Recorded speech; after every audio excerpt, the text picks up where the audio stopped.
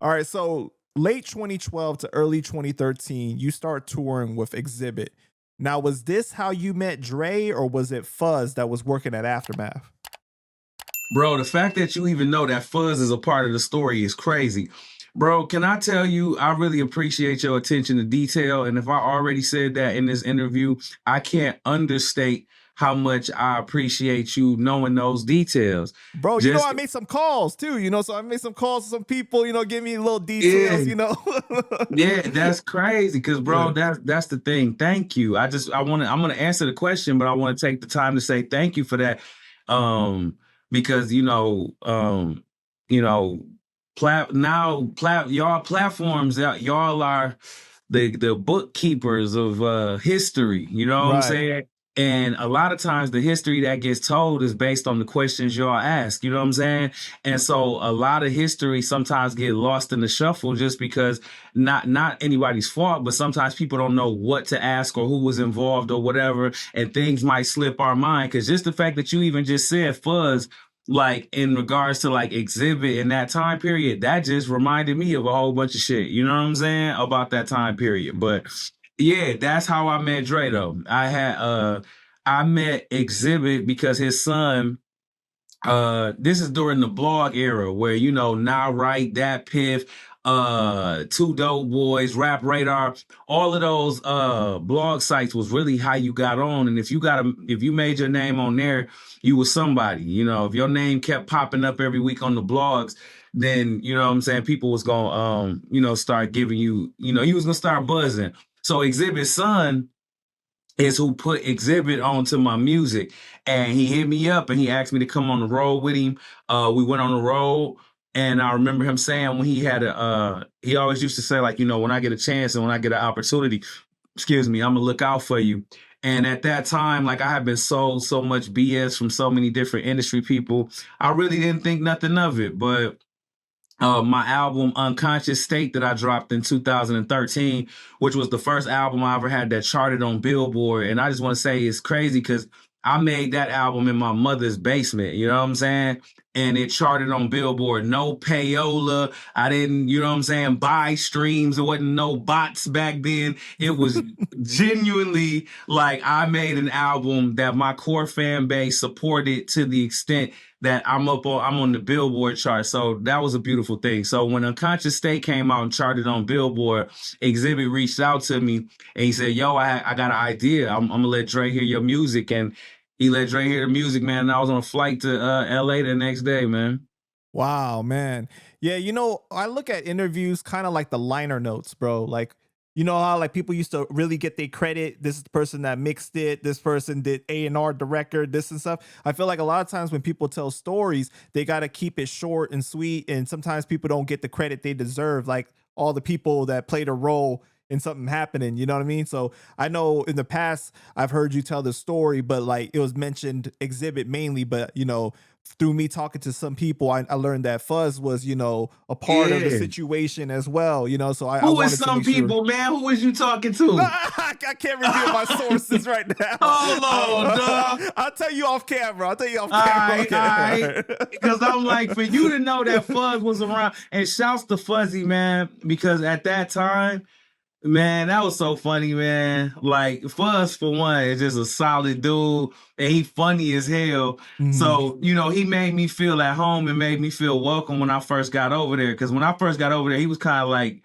you know, Dre right hand when I first got there. Right. And so, Fuzz just, man, he was so supportive. And I remember him bringing beats for me to rap on. And he was just super, super supportive when I first got there, man. And I always have love for Fuzz. Matter of fact, on my documentary, there's footage of the first time I rapped for Dr. Dre, and that's actually from Fuzzy recording it on his camera phone. Like, I had to hit Fuzz, like, Fuzz, you still got that footage of me rapping for Dre? He was like, you know what? I do. And he went and found it. He was like, yo, that was like 2 phones ago. Let me see if I still got it.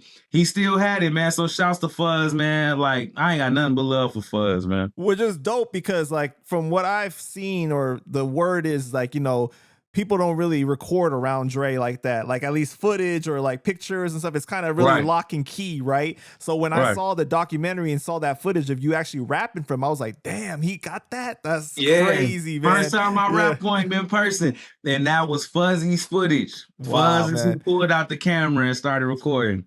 Right. So for the album Unconscious State, right, that was released July 2nd, 2013. And you had some heavy hitters on there, bro. You had Royce, right? Royce the 5'9". Shout out to Royce, man. You know, you had Talib Kweli on there, your Detroit brother, Danny Brown. You know what I mean? Mr. Porter did some production on it too. Like, what was your whole mindset when you were making that album? Well, it was a crazy time for me because it was transitioning from because it was a transitional time for me because at that particular time, the crew of people that I was making music with, we were all going our separate ways. So it was so crazy symbolically. Who are you talking about? Like, so okay, I had my crew, all varsity music group, you know what I'm saying? Like that I came up with. And so this was the cast that I was making music with. I had a production crew. We were called the World's Greatest Music. Shouts to them. And we all have talked since then, but shouts to all of them. It was Brandon Bars, Leah Mack, let me see, my cousin Cass Swift. Shouts to my cousin. I was trying to think who else was part of my guy D Wayne. This cat named Josh Holloman. These were all people that came up with me in Michigan who were artists as well. Shouts to Link. Shouts to I'm trying to just make sure I remember everybody. Man, Courtney Breckenridge, my little cousin Jeremy. Like it was just a whole. So anytime people would see me like at South by Southwest, right, and these festivals, was the ones in the fatigues with you and everything. Yes, these are the people. Yeah, these are the people that I'm naming. You know what I'm saying? That all of the people that were in the Army fatigues. And let me thank my sister Tanae Sims, my sister Lil Whitney. I just want to make sure, since you brought it up, that they get their recognition. Tim House, Adam Berryman. Man, it was so many of us. But that crew, you know what I'm saying? We were starting to all go our separate ways at that time. Damn, I really want to make sure I didn't forget nobody because now to mention all of those people and so anybody, if I forgot anybody, man, blame my mind and not my heart, man. Right. Like blame my mind and not my heart. But so yeah, so that album was kind of symbolic because it was like that chapter of my life was coming to an end in so many different ways. Like I said, everybody was going their separate ways, and at that same time, I end up getting this call from Dr. Dre.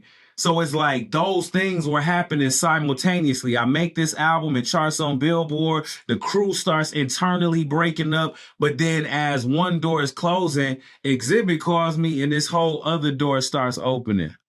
So wait, you get a call from Dre himself? Or you get a call from Xzibit? So no, I get the call from Xzibit and he's telling me what his call with Dre is going like. Okay. So all right. He's calling me and he's... Sorry, go ahead. Go ahead. No, go ahead. No, I was going to say, what was the first meeting with Dre like? We went to this restaurant called Katana on Sunset, I think it is, in L.A. And you got this beautiful view. The food was amazing. And I can remember sitting down at the table. I feel like we got there before he did. And I remember when he walked up, it was just one of the moments like, damn, that's the real Dr. Dre. Like, that's like, damn, like, that's the real Dr. Dre. Like, that's crazy. Like, it's him. You know what I'm saying? And it was cool. And one thing I think that people, I don't know, would be to say that they would be surprised by, but for the persona or the public image that I think Dre has, when you meet him in person, I feel like, I guess depending on the circumstances you meet him under, he brings a very light-spirited energy to the room. Because the first thing I can remember is him smiling. You know what I'm saying? When we said what's up, and I'm a smiler too. So it was like, so as soon as we first met, it was like, what's up? What's up? Like, you know what I'm saying? It was all smiles from the first time we shook hands. Wow, man. So like, you're not like a starstruck kind of person, right? Nope, it's only a couple people left that I would probably get starstruck by. But were you starstruck by Dre? Nah. I was more like I said, because nah. Because so here's the thing. And not to just like I'm just cool as hell, like I don't get starstruck. Like, no. The thing is that at that time, my life had been progressively moving so fast that I was meeting a lot of people all the time.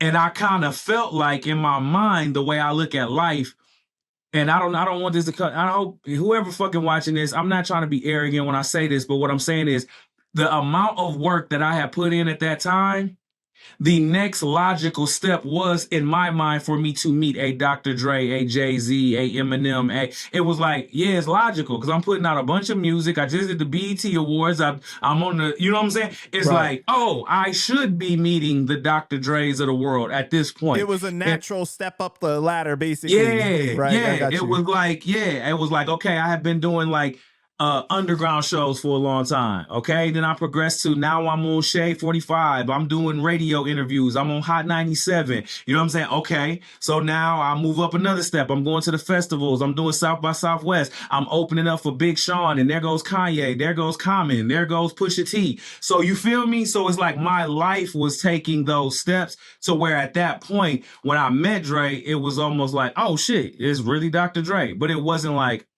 I don't know what to say, but I'm a very introverted person, like just by nature.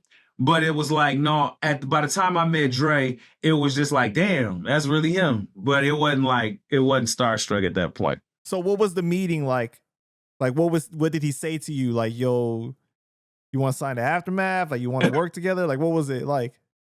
The first words I don't know if these was the first words he said to me, but these are the first words in my memory that I can remember sitting at that dinner table at Katana, and he sat up and he said, all right, young man, so what you want out of all of this?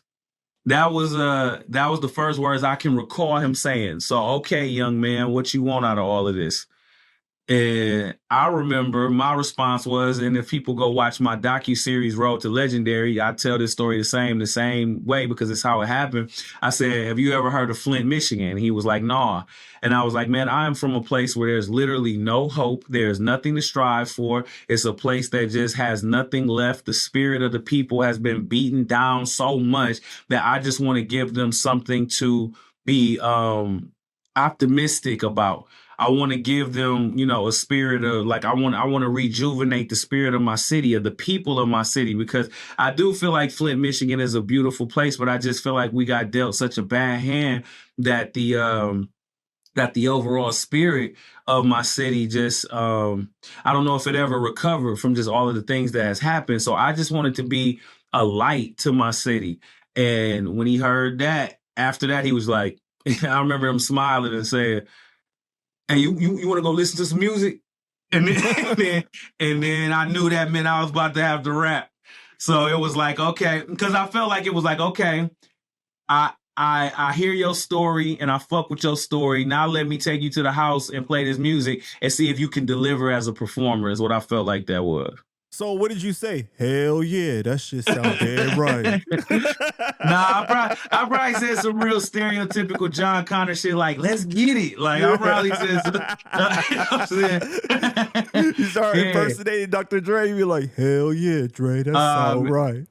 Man, that's so funny. The first time me and him was in a studio and I had to write something for him and I had to rap it to him. But I remember I was real nervous because I didn't know how he was going to take it. I'm like, do you mind if I rap this in your voice? And he was like, nigga, I done heard everybody impersonate me. He was like, go ahead. He was like, nigga, you ain't the first person. He said, go ahead, do what you got to do.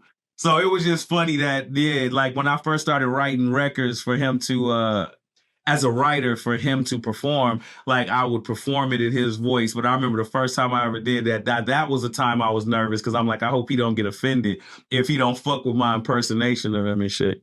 It's funny because I asked Focus the same question, kind of similar, and shout out to Focus, man. Shout out to Big Brother Folk. Yeah, he has such positive things to say about you too, man. He says, I love Focus. Yeah, that's my brother. I love Focus, man. Yeah, but I asked him about Dre saying hell yeah, and he was all like, "Man, Dre told me I don't even say it that much, or I only said it one time, and everybody keep on saying that I say hell yeah." Yep. Yep. So I thought that was funny, man. But Yep. before when you guys are at the restaurant, right? Like, who is there? Is Jimmy Iovine there? No, I didn't meet Jimmy Iovine until like a couple weeks later. So at that dinner, it was me, Fuzzy, Xzibit, Dre, Martine Cleaves, and Kendall Young Sav Freeman. All right. Well, this is important. How expensive was the sushi? You know, with a motherfucker like Dre, he not even looking at the bill. Like, I don't even know. But you probably looking at the menu like, yo, this shit's crazy expensive, right? Because it's on Sunset and sushi's expensive already. True. You know what? I can't even remember, man. I just remember being so in the moment. I think maybe even, man, if I'm not mistaken, man, Dre might have pulled the boss move where he just knew to fly his shit to order, and he had already ordered the shit, and like all of us just ate. You feel me? Wow. Like, cause he already knew like the fly shit to order. Like, yeah, get you a couple of them, eat that. That's good as hell. Like, I'm gonna have him bring on. Yeah, I think it was one of them type of situations where it was like almost like the motherfucking manager of the restaurant was, so Dre, should I get your usual? That type of situation. Damn. So when you end up rapping for him for the first time at his house and everything, right? Yeah. Like the footage shows Dre's reaction. Right? What were you thinking when you were seeing his reaction when you were rapping to him?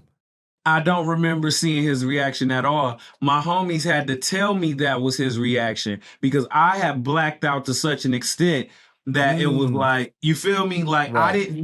I didn't know that he was reacting like that because my homies was like, no, all while you was rapping, like he was going crazy. I'm like, for real?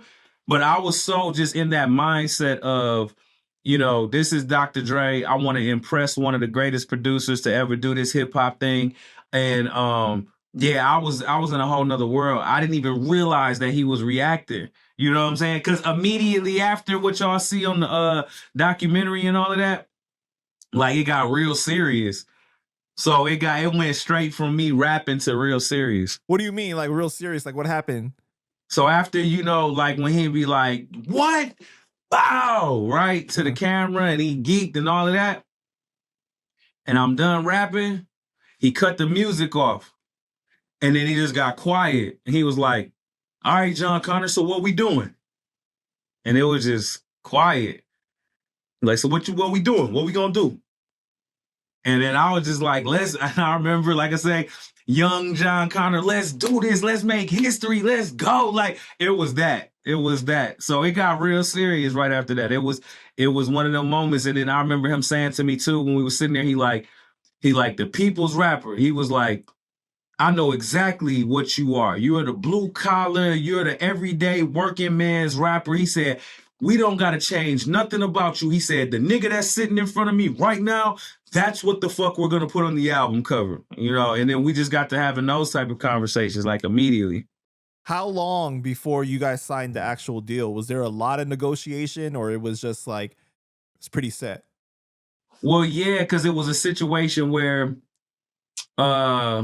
it took a minute because there was a whole little situation between my management and Xzibit figuring out that thing. Then to go from that to then we had to figure out the aftermath thing. It was like, what do you mean with Xzibit? For him to like a finder's fee kind of situation or what? Yeah. Like we had to go through a situation like of trying to figure out, you know, how that was like, you know, what was going to be the way everybody was going to be compensated for what they did. So then, and then even on top of that, so after that, me rapping for him at the house, I can remember it vividly because these are the moments that kind of shaped a part of my journey.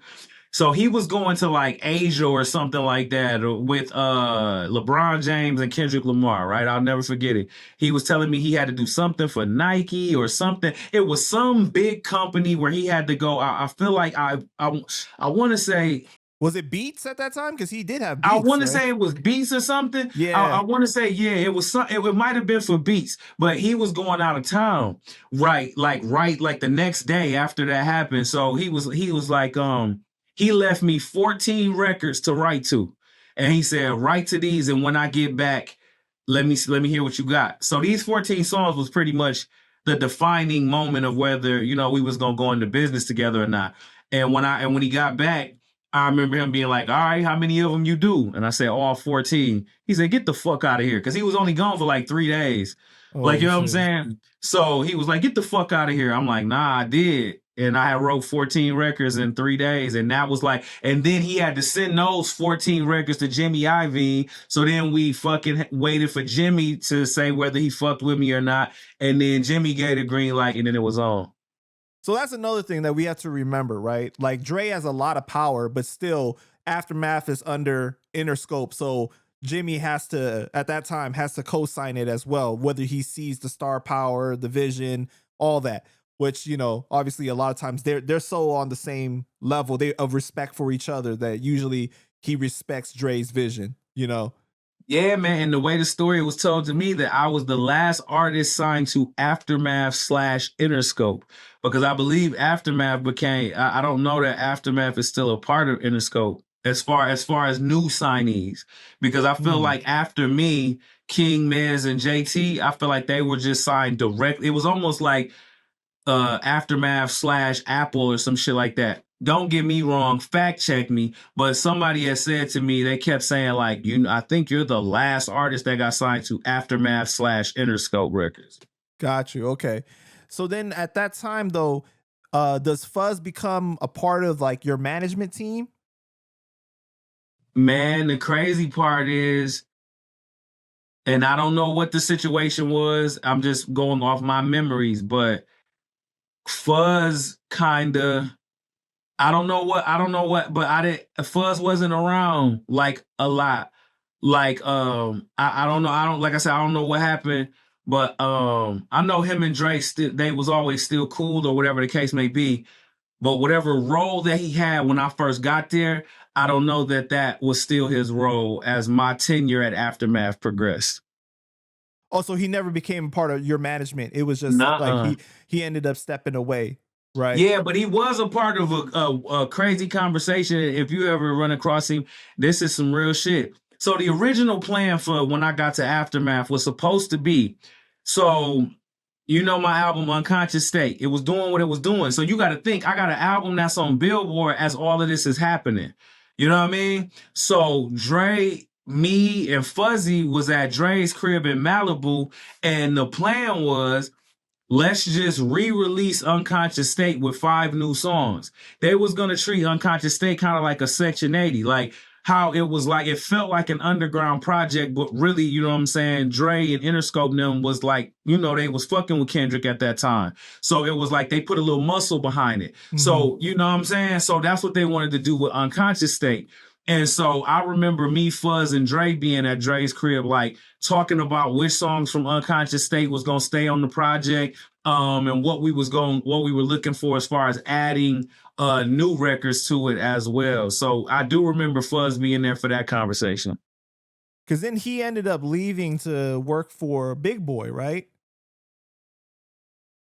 So that would explain it. Like I say, I didn't see, like, Fuzz was there a lot in the beginning, but then, like I say, I don't get in other people's business, so I didn't know what happened. But I knew him and Dre was still cool, because whenever, like, we'd go to like Jimmy house for a party or something, Fuzz would be there. Like, so it was all love. But I think, yeah, he went.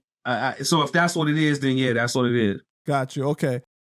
Yeah, because I remember you've said in the past that Unconscious State was supposed to be re-released with new music on there. Yep. Do you wish that had happened? Yeah, I wish it had happened in that scenario. Like, Right. now I'm of the mindset that everything happens for a reason. I think that everything that happens in life is not, there's no such thing as coincidence. But in that scenario, yeah, I think that we should have, stuck to that particular plan. But what had happened was, I made a song, I'll never forget it. I made a record called War of the Roses War of the Roses. I try to make sure I enunciate. So the name of the song was War of the Roses, and it was featuring Marsha Ambrosia, and it was a beautiful song. It was just about a child's perspective on growing up in a single parent household. And Dre like made the beat. I recorded it with him. Like, you know what I'm saying? Like, this was a legitimate, I was getting the school of Dr. Dre treatment, you know, in the studio. And the song was so dope. I remember Dre being like, yo, this sounds like the beginning of an album. So it was like he felt like War of the Roses was so crazy that it was worthy of starting a new album as opposed to it being an add-on joint to Unconscious State. I hear you, man. And that would have been still dope, but it still would like I feel like your chances would have been much better of capitalizing at that time, right? Of adding 5 new songs onto there because like your name's already buzzing. Now you got the Dr. Dre co-sign and everything, which actually you didn't announce until the BET Hip Hop Awards Cypher, right? Right. So at the end of your verse, you said, y'all knew I was sick by now. My doctor is Dre, Aftermath. And you announced basically that you're signed to Dre. What was that moment like for you? I think it was a cool moment. I remember Double XL did this thing where they put out like the top 10 freestyles of the night, and I feel like mine was like number 3 or some shit like that. I felt good. I felt good. Like the momentum of that particular run felt amazing. It was dope. It was really, really dope. It was really dope. You know what I'm saying? Like it felt really cool. It felt like a moment. For me, for the city, it was like validation for all of the hard work that me, Sav, and Mateen had put in, is what it felt like for me.